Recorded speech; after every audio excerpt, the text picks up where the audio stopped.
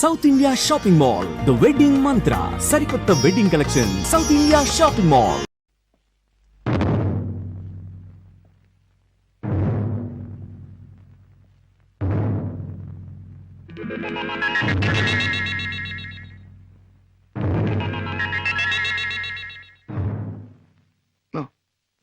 నేను నమ్మలేను.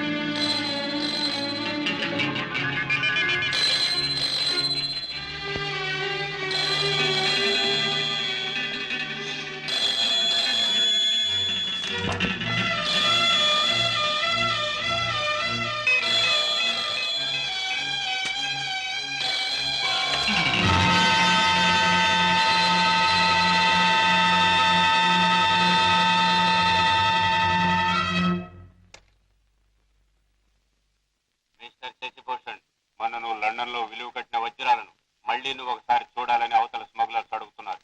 కనుక రేపు మళ్ళీ నువ్వు బయలుదేరాలని బాస్ చెప్పారు.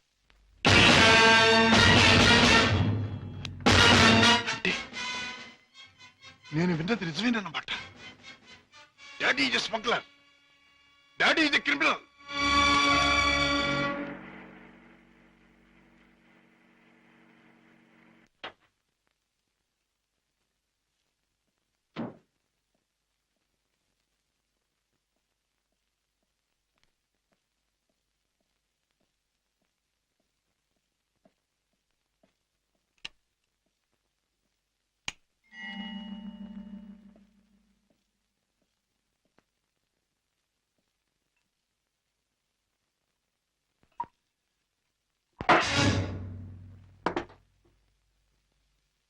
నాకు పోయండి రాజా.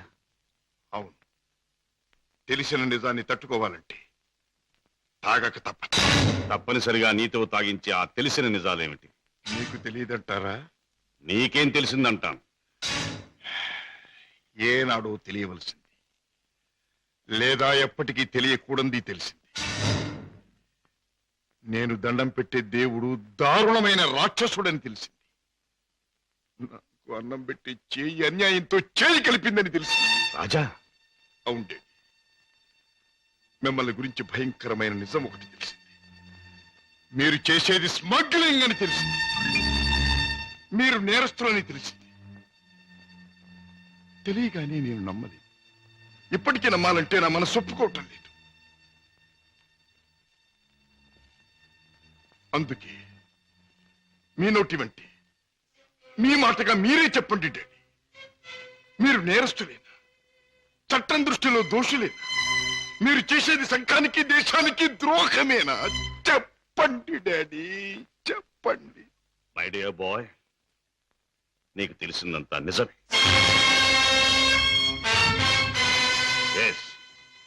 ఇన్నేళ్ళు ఈ నిజం నీకు తెలియకూడదని తాపత్రయపడు. కానీ తప్పుని నిప్పుని ఎంతో కాలం దాచలేమని ఇప్పుడు అర్థం. రాజా, నేను పట్టుబడిన నేరస్తు. నేను చేసేది చట్టానికి వ్యతిరేకమైంది. అంటే ఇంతకాలం మీరు నాకు పెట్టిన అన్నం, నేర్పించిన చదువు, ఏర్పరిచిన సౌకర్యాలు, తీర్చిన సరదాలు అన్ని అన్యాయపార్జనతో సమకూర్చినవి, అంతా పాపిష్టి సొమ్ముతో తెచ్చినదేనా డాడీ? దౌర్భాగ్యపు డబ్బు కోసం, అస్థిరమైన ఐశ్వర్యం కోసం మీరు ఈ అవినీతికి దిగుదారా? లేదు లేదు. డబ్బు మీద ఆశతో, సంపద మీద వ్యామోహంతో కాదు నేను ఈ దారి పట్టాను.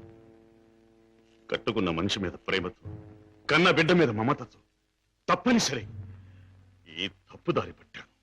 డాడీ, పసివాడిగా ఉన్నప్పుడు నీకు పాలు లేక, జబ్బుతో మంచంలో ఉన్న మీ అమ్మకు మందు లేక, నిరుద్యోగిగా ఉన్న నాకు వేరే దారి లేక వీధిన పడ్డాను. మానవ అభిమానం విడిచి తెలిసిన ప్రతివాడి ముందు చెయ్యి చాపాను. నా భార్యా బిడ్డలను రక్షించమని అడిగాను, అర్థించాను, ప్రార్థించాను. కానీ ఏ ఒక్కడూ పట్టించుకోలేదు. మనిషికి మనిషి సాయపడని ఈ లోకంలో సాయపడేది మనిషి సృష్టించిన డబ్బే. నా భార్య బిడ్డలు బ్రతికించుకోవడం కోసం, ఆ డబ్బు కోసం జీవితంలో మొదటిసారిగా తప్పుదారి తొక్కాను. ఆపై నా పిల్లల్ని పెంచుకోవడానికి, 2 పూట్ల అన్నం పెట్టుకోవడానికి అరణ్యం లాంటి ఈ లోకంలో ఆ తప్పుదారి నాకు తప్పలేదు. Those unavoidable circumstances have driven me to this state. Daddy, ప్రతి నేరస్తుడు తాను చేసింది న్యాయమని చెప్పుకోవడానికి తగినంత కారణం ఉండొచ్చు, కథ ఉండొచ్చు. కానీ ఎంత మాత్రాన అతను చేసింది నేరం కాకపోదు. రాజా, కన్న బిడ్డలకి తిండి పెట్టడం కోసం ఒక జంతువు మరొక జంతువుని చంపుతుంది. దాని సృష్టి సహజం అంటాం. వాటికి ఉన్న ప్రేమానురాగాలు మనుషులకు ఉండకూడదంటావా? ఆ ప్రేమానురాగాల వల్ల చేసే పనిని తప్పంటావా? ప్రేమానురాగాలు ఉండొచ్చు, కానీ జంతువుల కంటే మనుషులు ఎన్నో వేల రెట్లు గొప్ప ప్రాణులు కనుక ధర్మం, న్యాయం సంగతి కూడా ఆలోచించాలి. అయితే ఒక తండ్రిగా నా బిడ్డల్ని నేను రక్షించుకోవటం నాకు న్యాయం. వాళ్ళ కోసం ఏ పని చేసినా అది నాకు ధర్మమే. డాడీ, మా మీద మీకు గల ప్రేమ మిమ్మల్ని నేరస్తుడిగా మార్చినందుకు నేనెంతో జాలిపడుతున్నాను. ఇంతకాలం ఆ పాపిష్టముతో మమ్మల్ని పోషించే కంటే ఆనాడే మా ప్రాణం తీసినా బాగుండే. రాజా, నువ్వు ఒక బిడ్డగా తండ్రి అయి ఉంటే ఈ మాట అనలేకపోయేవాడు, ఆ పని చెయ్యలేకపోయేవాడు. డాడీ, బిడ్డని చెప్పలేకపోతే నేనైనా చచ్చిపోయేవాడిని, కానీ మీలా తప్పులు మాత్రం చేసేవాడిని కాదు. ఇంతకాలం ఈ పాపిష్టి సొమ్ము తిన్నానంటే చచ్చా నా మీద నాకే అసహ్యం వేస్తుంది. అన్యాయపార్జనతో న్యాయవాద వృత్తి చదివానంటే నా మీద నాకే కోపం వస్తుంది. ఇంట్లో నేరస్తుని ఉంచుకుని బయట నేరస్తుని విచారించి జైలుకి పంపుతున్నానంటే నా మీద నాకే I can't stay here for a minute. నేను ఇంట్లో ఒక క్షణం కూడా ఉండదు. రాజా, రాజా, ఒక్క మాట. ఆడపిల్ల కన్నవాళ్ళని వదిలిపెట్టి వెళ్ళడం సహజం. కానీ కన్న కొడుకు కడదాకా కన్నవాళ్లతోనే ఉంటాడు. పోయాక కాటిదాకా సాయం వస్తాడు. కొరివి పెట్టి సాగనంపుతాడు. ఆశతో నీ మీదే ప్రాణాలన్నీ పెట్టుకున్న ఈ డాడీని అర్ధంతరంగా ఒంటరిని చేసి వెళ్ళిపోతావా? డాడీ, నేను వెళ్ళిపోతున్నది అన్యాయపాలయం లాంటి ఇంట్లో నుంచి, చట్టాన్ని వ్యతిరేకించిన ఒక నేరస్తుడి నుంచి. అంతేకాని మా డాడీ మనసులో నుంచి కాదు. నేనే మీకు కావాలనుకుంటే బ్రతికిన మీ జీవితాన్ని, సంపాదించిన ఆస్తిపాస్తుల్ని, మీ ఇంటిని, మీ సర్వస్వాన్ని మీరు వదులుకోవాలి. ఒక సామాన్యమైన మనిషిగా, మమత నిండి ఉన్న ఒక మామూలు తండ్రిగా ఎప్పుడు మీరు నా గడపలోకి అడుగు పెడతారో అప్పుడు ఆప్యాయతో మీ చేయందుకుంటాను. ఆదరంతో మిమ్మల్ని లోపలికి తీసుకుపెడతాను. లేకపోతే ఈ కొడుకే మీకు లీడనుకోండి. Good bye. రాజా, రాజా,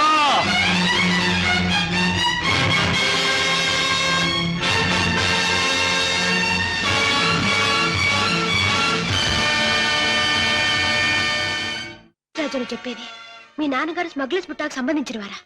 అవును సీత, ఈ విషయం నాకు తెలియకుండా నా ప్రాణం పోయినా బాగుండేది.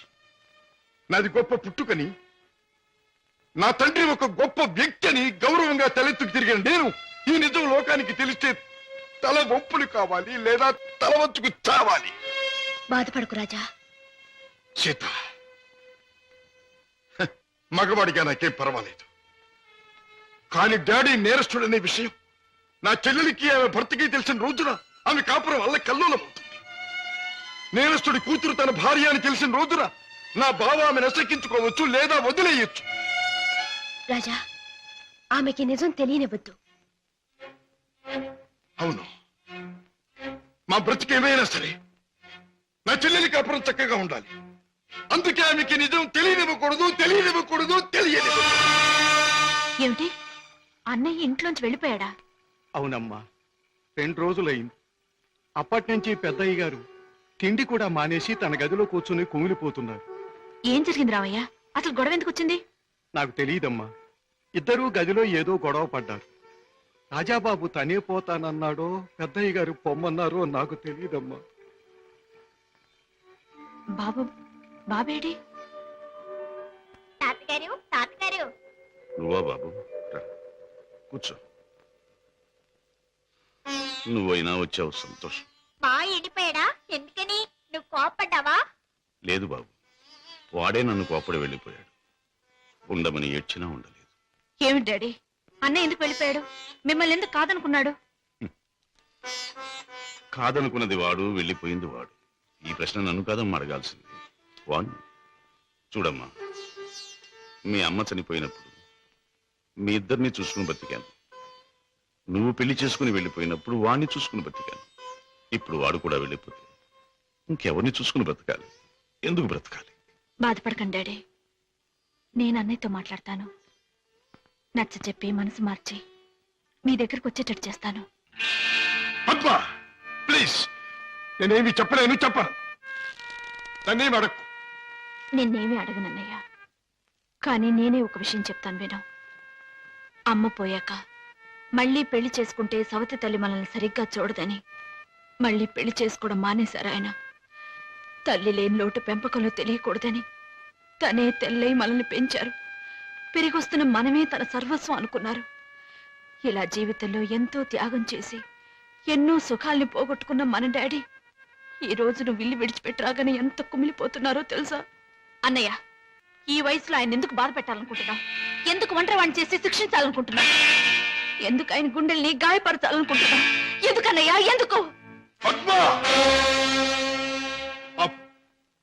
నీ మాటలతో నన్ను వేధించకు. వెళ్ళిపో. వెళ్తానన్నయ్య, వెళ్తాను. కానీ ఒకటి మాత్రం గుర్తుంచుకో, కారణం ఏదైనా దైవం లాంటి డాడీని బాధ పెట్టడం మాత్రం పాపం అన్నయ్య, పాపం.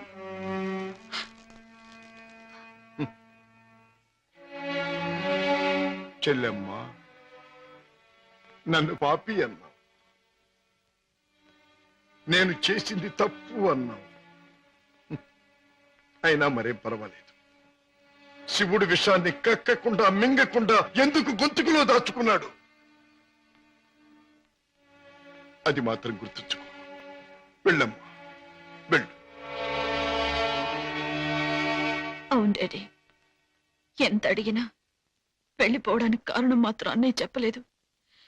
కానీ ఎట్టి పరిస్థితుల్లోనూ ఇక్కడికి రానని ఖచ్చితంగా చెప్పేశాడు.